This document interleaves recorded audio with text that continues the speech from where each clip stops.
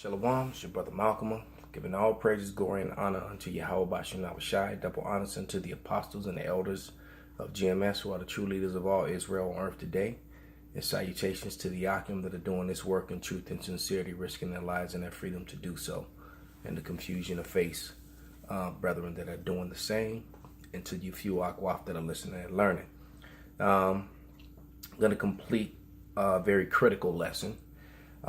Proving our points, just reading the comments on some of the recent videos on the subject, and the demons, the Edomites, are on there angry, and it's almost hilarious, man, how they try to agitate and poke, and then use Yiddish breakdowns, which are basically just false words and false definitions, given newspeak definitions, and how they try to so heavily connect ruddy to pink red flesh as an Edom. No, ruddy meant young first, and then it also later on is brownish red. All right, like when a person is brown, they have red hues, in their skin, and not pale as in the blood showing forth through their skin. Totally two different things, man. And it's funny because they try to connect Edom to Adam, like they're the same word, and it's Adam was from the dust of the ground, the dirt, and I'm looking at two pots full of dark soil, just a few feet away from me, and how you gonna get red out of this soil? It's hilarious. But let's start this with some scriptures, man. First one is Colossians 1:25 and 26, and it reads, "Where I am made a minister according to the disposition of power which is given to me for you to fulfill the word of power, even the ministry which have been hid from ages and from generations, but now is manifest to his saints." So the truth is coming out, man, because these things that these Edomites hid, and this is why they're so butthurt, and they're on the comment boards, and they keep trying to come with the same lies and bullshit. All right, and they're just being exposed, and they don't like it. And they were so proud of this Roman and Greek history, and now this Roman and Greek history is coming back to bite them in the butt. The same way they try to disconnect themselves from all the rape, rob, and murder of the KKK, from the Jim Crow, from slavery, how they try to rewrite it out of the books and try to say that the slaves came over here as indentured slaves. No, they came over here butt naked, cold, in ships upside down, stuffed in little holes, being raped and beaten, and on ships full of throw up, vomit, and afterbirth, rats and shit and piss. All right, lying in it for 6 months. Most of them didn't even make the trip, man. Millions of them died on the way over here, and a lot of them would jump overboard. Hell, they even changed the migration patterns of the great white sharks. The great white sharks still swim the different passages that the slave ships to this day, man. Hundreds of years later. All right, so they even changed the ecosystem of the oceans, man, with their deaths. This is Amos 3:7. And it reads, "Surely Yahweh power will do nothing but revealeth his secrets unto his servants the prophets, and the servants the prophets were not so-called white man." Not. Okay? And we're gonna let so-called white man continue to tell them themselves. This is back into the book of The History of the Jews by Henry Gratz, Volume 2. Okay? Published in 1885.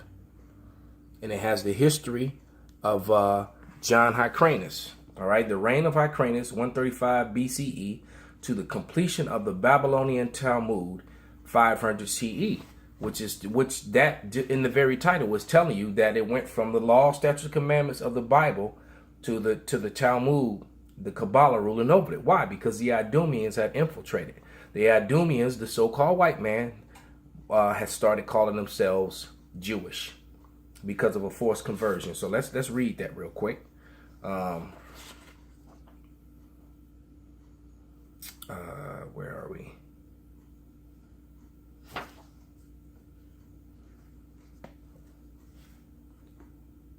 Just trying to find it real quick so I can go straight to it. Oh, here it is. It's actually in the part, right here. What they call this part, I forget. It's like a breakdown of what's in the chapter. But it says, the crowning point of the period, war with Antiochus Sidites, siege of Jerusalem, treaty and peace, the Parthian war of John Hyrcanus, which we're going to read about that in the Apocrypha. The campaigns of Hyrcanus against the Samaritans and Idumeans. The Idumeans forced to embrace Judaism. And that was basically what puts the nail in the kingdom of the nail in the coffin of the kingdom of Judah, because eventually that became the bane of their existence, man. All right, so now we read that. This is the book of Maccabees, chapter 5 and verse 65. And after went Judas forth with his brethren and fought against the children of Esau. All right, in the land toward the south, where they smote Hebron and the towns thereof, and pulled down the fortresses of it and burned it. All right, now because the Romans had heard of this and were liking it, because the Romans were a warlike people. So were the Grecians. Why? They were the same people. And now Rome had risen up out of Greece, and the hostilities were beginning, and the Grecians were at war with one another, man. Okay. Why? Because they were living according to their blessing of Esau, which was by the sword. And that sword, and Esau had no problem going to war with his own people either. All right. If you had something that they wanted, they were coming to take it, man. They lived by the sword. All right. The sword meant that you were taking things by violence. Okay. It's like it says in Wisdom of Solomon, let their strength be their justice. It's not about what's right or wrong. It's that I have more guns, bigger swords, and more men, more supplies than you do. Okay. First Maccabees chapter 6, verse 2. And there was a very rich temple wherein were coverings of gold and breastplates, the shields of which Alexander, son of Philip of Macedonian, the king, had reigned first among the Grecians, had left there. All right. So when Alexander the Macedonian, which you go back to the first chapter, which was a different race of people, when he came in with the Edomites, the so-called white men, and took over the brown-skinned Etruscans, the real Greeks, and hijacked their culture and started calling themselves Greeks. Okay, and you could also read that history in the Josephus. The Josephus also gives you an account of that. See if I wrote down. Yeah, in the Josephus, it was called the Battle of Arbela, all right, or Gaugamela, all right. It's when all that took place, man, and those accounts can be found in the Josephus, okay. But I have now let's go to Maccabees, and I have two printouts here. One is from BibleStudyTools.com encyclopedia about Tryphon, which we're going to read about him. Copyright statement. These files are public domain, bibliography information. James MADD, General Editor, entry Tryphon, International Standard Bible, 1915. All right, and I'll let you read that info. You can freeze frame it, screenshot it, and as you see, it's from International Standard Bible Online, and so I'm going to read through this and then go to the Maccabees and read the scriptures that they prescribed and break it down to what's going on. Okay, so it says the surname Diotis. Actually, first, you know what? Jumped ahead of myself. Let me go back into this book and read a little bit more from this book first before I read that Salakia. I'm just going to read a couple different inserts of something that was going on. It said, this is page 4 in the history of the Jews. No great injury had been inflicted upon the state, and even the traces of the disaster that had been left were soon obliterated, for Hyrcanus now sent an embassy to Rome consisting of 3 delegates, Simon the son of Dastius, Apollonius the son of Alexander, and Diodorus the son of Jason, to entreat the Senate to renew with Jewish commonwealth and the friendly treaties which Rome lavishly accorded to the smallest nations. All right, let's jump over to page 5. And it says, fortune, however, changed sides since the time of Antiochus the Great and no longer favored the Seleucian dynasty. Antiochus lost his life in the campaign, and his brother Demetrius had this campaign, the brother who had been set at liberty by the king of Parthia at the time of the invasion of Antiochus to be opposed to him. And what happened was you had this Tryphon, which we're about to read about, who proclaimed Antiochus the sixth, the king, which is a different Antiochus. All right. When Alexander, and because we just read about Alexander, and not Alexander the Greek, but Alexander Balus, who was Tryphon. And when Alexander Bias died, let me just read it. This is up from the GMSMaccaBeanSpiritBa.com. Okay, GMSMaccaBeanSpiritBa.com. All right, let me just read that, and then I'm gonna go to the Apocrypha and break it all down. It says the king of Assyria, son of Alexander Bias, died in 142 BC. Like his predecessor, Antiochus VI was king only in name, because this Tryphon, this military leader, named him the king. Just named this Antiochus the sixth, the king, who wasn't in the royal line. It just was his name. All right, and that's what makes it so confusing when you're reading it in the Apocrypha, because you read Antiochus and you're thinking that it's from the Seleucus line, and this Antiochus wasn't, and I'm going to prove that. All right, and it says he was proclaimed king while still a minor in 146 BC as Diades, called Tryphon, former general of Alexander Balus. The Jews at first sided with Demetrius II, Nicanor, the rival for the throne, but the view of the vacillation, which vacillate means to be slave or make someone your servant, and the treacherous character of Demetrius, they held it advisable to give their allegiance to Antiochus. So the Jews didn't want to be, the Maccabees didn't want to be in a vacillation position. They didn't want to feel that way. All right. So they decided not to go with this guy and went with the other guy. It says, like his father, Antiochus VI was well disposed toward the Jews. He not only confirmed the Hasmonean Jonathan in possession of all that Demetrius had granted him, but he also appointed his brother Simon as military commander over the district reaching the Egyptian frontier. Antiochus' confidence in these brothers was not in vain. Jonathan defeated Demetrius' military commander in the plain of Hazor, while Simon captured the fortress of Beth-zur, which was declared for Demetrius. These and similar enterprises of Hasmonean were undertaken as much as is in interest of the Jews themselves as a king. For Demetrius was foe for both. See, there was a three-way battle going on. All right, the Edomites were warring with themselves, and then the Hasmoneans were warring with Demetrius. And Demetrius was going to war with this Tryphon dude. This Tryphon dude rose up out of Syria, man. And we're going to read this in the Apocrypha. Okay? And you know, you can kind of equate that to the way America and Russia are going at it today. Both being Edomites, but you got two different factions that are raising up to fight for world dominance, man. It's no different from back then. All right? The growth of the Jewish military power, however, seemed to alarm Tryphon, Antiochus' guardian. All right? And which Antiochus? The sixth, the one he appointed king. All right? Moreover, that Tryphon was just the mediating the removal of his ward and seizure of his throne. He feared, however, that Jonathan would oppose him in his plot on both moral and political grounds. He therefore gained possession. Well, that's the only part I had, but that was enough because it's going to lead us right into the Apocrypha.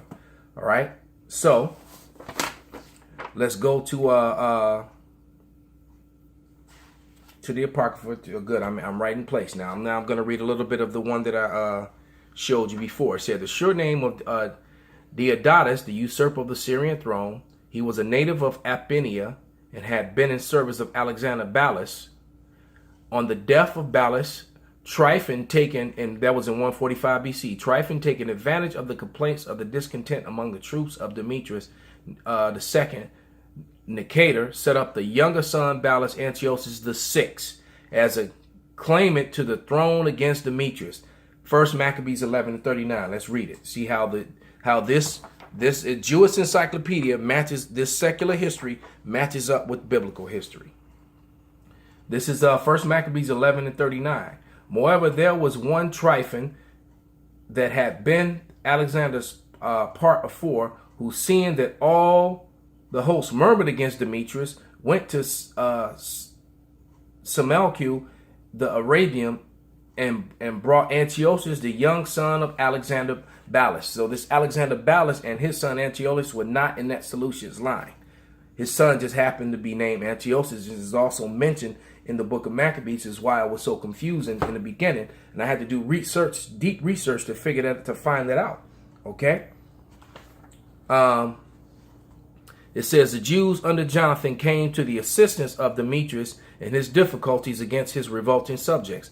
But Demetrius, when confirmed on his throne, soon made it apparent that he did not intend to fulfill his promise to his Jewish allies. In the scripture clearly says in Sirach 9:12, trust not thy enemy. See, they should have never made any allegiances with any of these Edomites. They should have let them Edomites war with each other and then attack them both when they're wicked, but when they were weak, but prophecy had to be fulfilled. This is Ecclesiastes 12 and 12. It says, set him not by thee, lest when he have overthrown thee, he stand up in thy place. Neither let him sit at thy right hand, lest he seek to take thy seat. And thou at the last shalt remember my words and be pricked therewith. Because they did take our seat. They've been calling themselves Jewish. All right. They started doing it way back then, man. And that was the problems between the Israelites and these Jewish converts, because these Jewish converts, even according to this history, they were translating it from the law, statutes, and commandments to the Bible, to the Babylonian Talmud. The reign of Hyrcanus, 135 BC, to the completion of the Babylonian Talmud, 500 CE. All right. Back to the article. It says, did I read that? Go back to the Maccabees Slakia. No, I haven't read it yet. Okay. It says that the Jews under Jonathan came to the assistance of Demetrius with his difficulties against his revolting subject, but Demetrius, confirmed on his throne, soon made it apparent that he did not intend to fulfill the promises to the Jewish allies. Right. And that was that's in 1 Maccabees 11:53. So let's read it. Nevertheless, he disassembled all that he had ever spake, and estranged himself from Jonathan, neither rewarded him according to the benefits which he had received of him, but troubled him very sore. So after Jonathan fought and defeated all these Edomites that were coming against Demetrius turned on him. All right. And after the return, Tryphon, and with him the young child Antiochus, who reigned and was crowned. So he put Alexander Ballas' son Antiochus the sixth on the throne, man. Okay, and then Demetrius was warned with Tryphon. So that was and that was coming out of Syria. So those Syrian kings, these Edomites had taken over Syria, and they were warned against one another, man. And Jake was right in the middle of that. All right. Let's continue. All right, and you Edomites are through, man. You're through. They said Jonathan inflicted a severe defeat of the forces of Demetrius. The successes of Jewish leaders awakened the jealousy and suspicion of Tryphon, who determined to thwart the further plans of Jonathan to remove him as an obstacle in the way of securing the crown for himself. By an act of shrewd treachery, Tryphon captured Jonathan and Ptolemus and butchered all his followers. And that's in 1 Maccabees 12 and 48. So let's read it. This is 1 Maccabees 12 and 48. All right. Actually, I'm going to read 42 first and then jump down to 48. Now, when Tryphon saw that Jonathan came with the sore great force, he durst not stretch his hand out against him, but received him honorably and commended him to all his friends and gave him gifts and commended him as men of war to be obedient unto him as to himself. Jumping down to 48. Now, as soon as Jonathan entered to Ptolemais, they of Ptolemais shut the gates and took him, and all them that came with they slew with the sword. All right, and then sent Tryphon and host of footmen and horsemen in Galilee into the great plain to destroy all Jonathan's company. That's right here in the Holy Scriptures, man, right in the Apocrypha, and it's also written in this International Standard Bible Encyclopedia. And the entry was made in 1915 by this Dr. James. He was a general editor, and it was entered. The entry was made in 1915, and this was public domain, man. This also proves, and since this is an international Bible standard, it also proves that the Apocrypha was always a part of the Bible, and that they had studies tools set up to study it. Hence the reason why they decided to remove the Apocrypha, because it exposes who you red Edomites are, man. All right? Not ruddy, you red, pink, pale-fleshed Edomites. Okay? You're right. Let's see. Now undertook the conduct affairs and thwarted Tryphon in his attempts upon Jerusalem, whereupon he latter murdered Jonathan at Bascama in 1 Maccabees 13:1. So let's go to it. And here it is.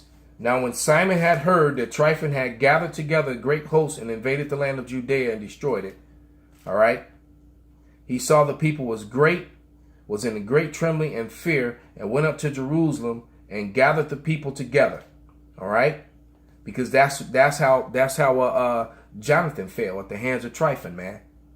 All right, jumping to verse 14. And now when Tryphon knew that Simon was risen up instead of his brother Jonathan, and meant to join the battle with him, he sent messengers unto him, saying, all right, jumping down to verse 19. And he sent them the children and the 100 talents, howbeit Tryphon disassembled, neither would he let Jonathan go. All right. And after he came Tryphon to invade the land to destroy it, going around about by the way he leadeth to Adora, Simon and his hosts marched against him in every place wherever he went. And now that were in the tower sent messenger unto Tryphon to end that he should hasten his coming unto them in the wilderness and send victuals. All right. Wherefore Tryphon made ready all his horsemen and came that night, but there fell a great snow, by reason whereof he came not. So he departed and came not into the country of Galilee. All right.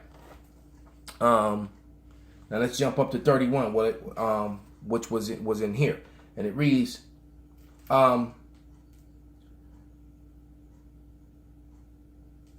you know what? Let me read because Jonathan fell. Let me read that. Then sent Simon and took the bones of Jonathan his brother and buried them in Modin, the city of his fathers, and all of Israel made great lamentation. So there was a lamentation for Jonathan, one of the greats of the Maccabees, because he had fell at the hands of this Tryphon asshole.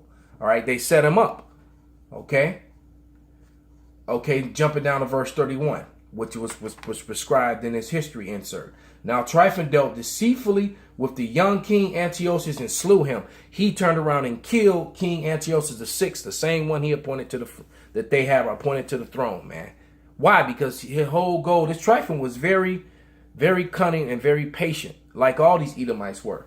Because they'll be your ally for years and turn on you when you're not expecting it, man.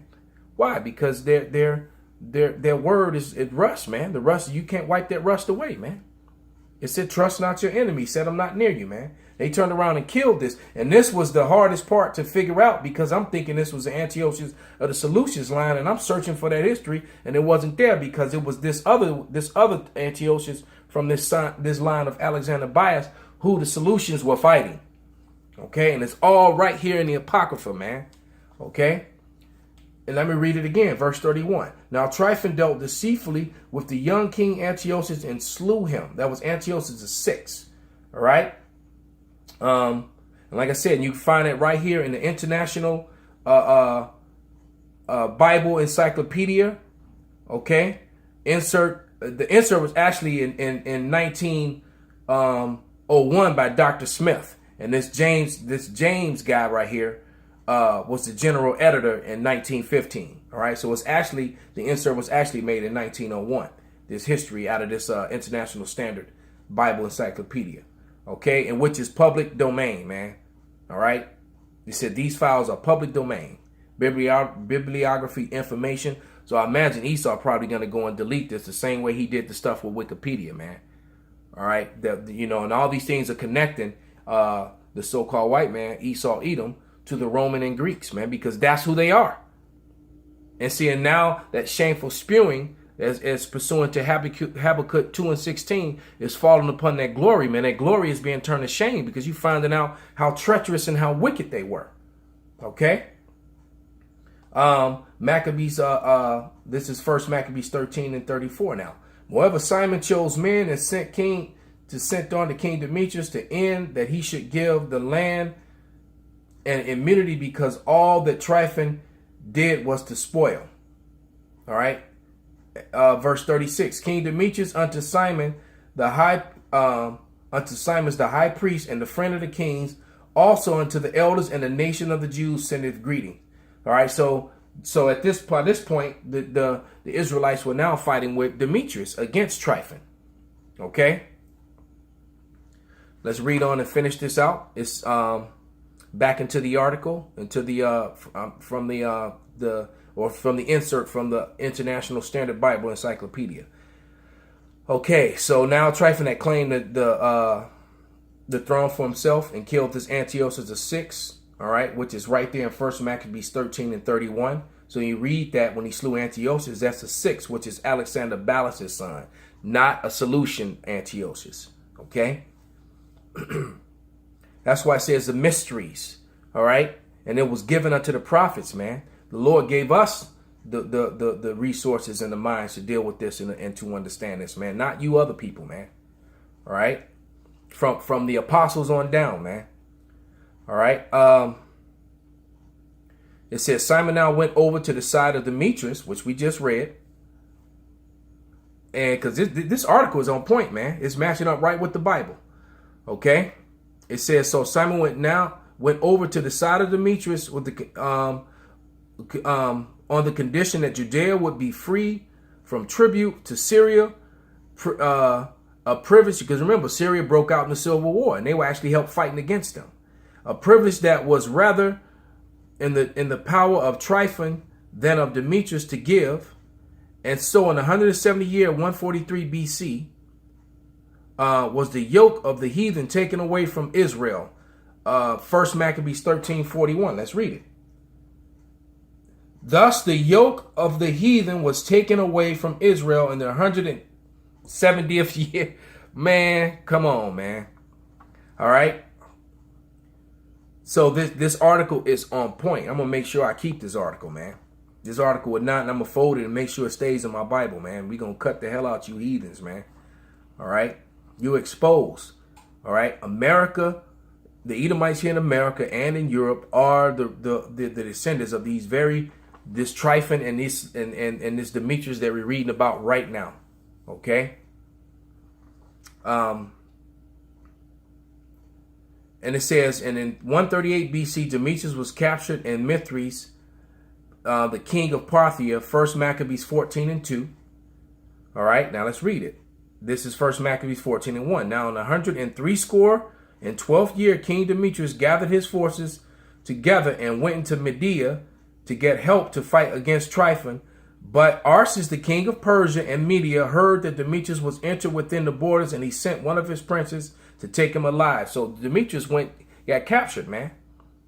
Verse 3, who went and smote the host of Demetrius and took him and brought him to Arsaces, but whom he was put inward. So he had been taken captive, man. Man, this article is on point. All right. It says, his brother Antiochus the seventh, Sidonius, continued to struggle against Tryphon. So if you didn't know any better, you would think that this was the son of the sixth, but they're two different bloodlines. You have to remember that. That's where the confusion came in, and that's why it took me so long to put this information together until I finally realized that in First Maccabees 13 and 31, that Antiochus was from a different bloodline. He wasn't from the line of Antiochus that we would normally be talking about when we're bringing up the scriptures. Okay, he was from a different Edomite line outside of that solution line. And now that one key point makes all the difference in his history, man. All right?